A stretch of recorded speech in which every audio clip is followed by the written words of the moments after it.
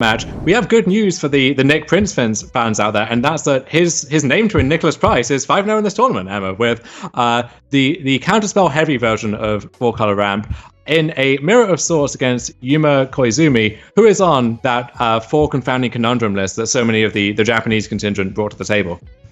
Wow, and I just look at someone bringing back an Omnath with a Kinrith, and I think, okay, that's got to be it. And I see that this is a swing for a little less than half of Yuma's life total.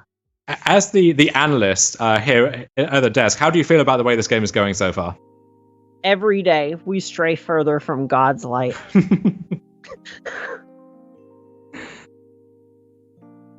Nicholas Price loading out the counters here, busting the virtual dice out.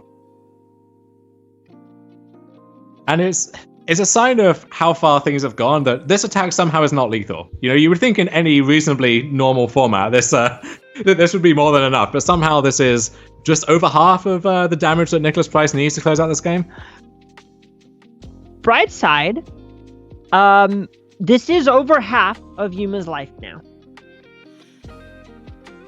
And this is our life now, is watching this, at least until tomorrow, at which point maybe everything will be different.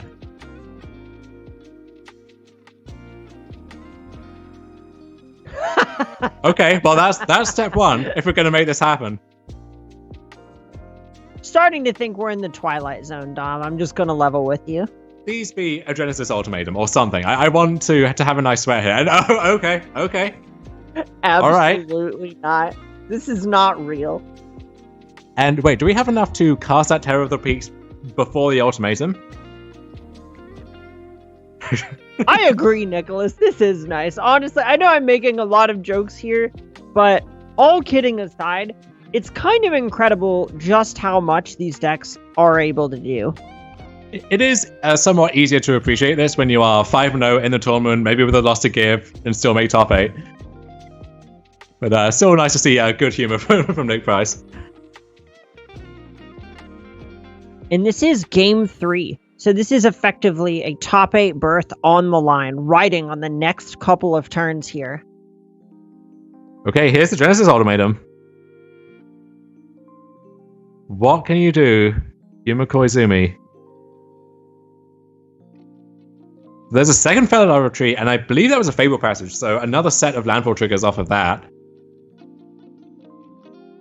And Arena is taking its sweet time here, adding all of these to the stack. Well, Yuma has to pick one each time. Oh, well, that's going to be fun. It's a nice little race against the clock.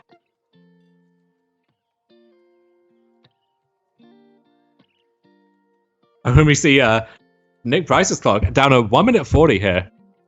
Maybe worth his while just to use the Maze Mind Tome, officially tap himself out. It's so rough because it's the last activation. Oh, of course. And so now here's Ura again. We have a little bit of mana left over. I do wonder if it was worth Yuma's while playing the Terror of the Peaks instead of the Felidar Retreat. I mean, it's easy to say knowing that they would have ultimatumed into the other retreat. But even with that in mind, it's, you know, a flurry of triggers, maybe taking down the Ugin, taking down the Kenrith if you find enough stuff. It seems like that would be a better use of that time there.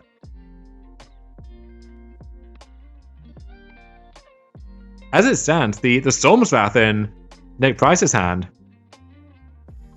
I mean, so depending on how Koizumi does this, there are enough Felidar Retreat triggers to get all those creatures above 4 toughness.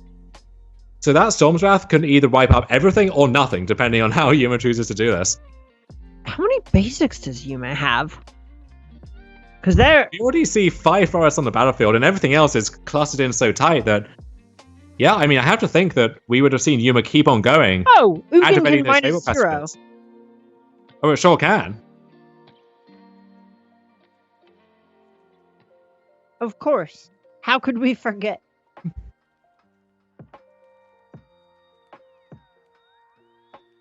It may be that even without that functionality, you know, Nicholas Price, between the Escape to the Wilds and everything else, still has enough just sheer other stuff going on to overwhelm it. Yeah, Uro and Lotus Cobra are real blockers here. on Yuma's side of the battlefield. Uro in particular looking to suck up some serious damage. Oh, but not with 4 damage on it. No, because now the Ugin can +2 to shoot down the Uro, and that clears out the last remaining blocker. So yeah, this is where Terror of the Peaks I think would have been a better start to that turn for Yuma. As it turns out, I think Nicholas Price still had enough left in the tank, but you see how he could have been punished for that. Right, it's so close.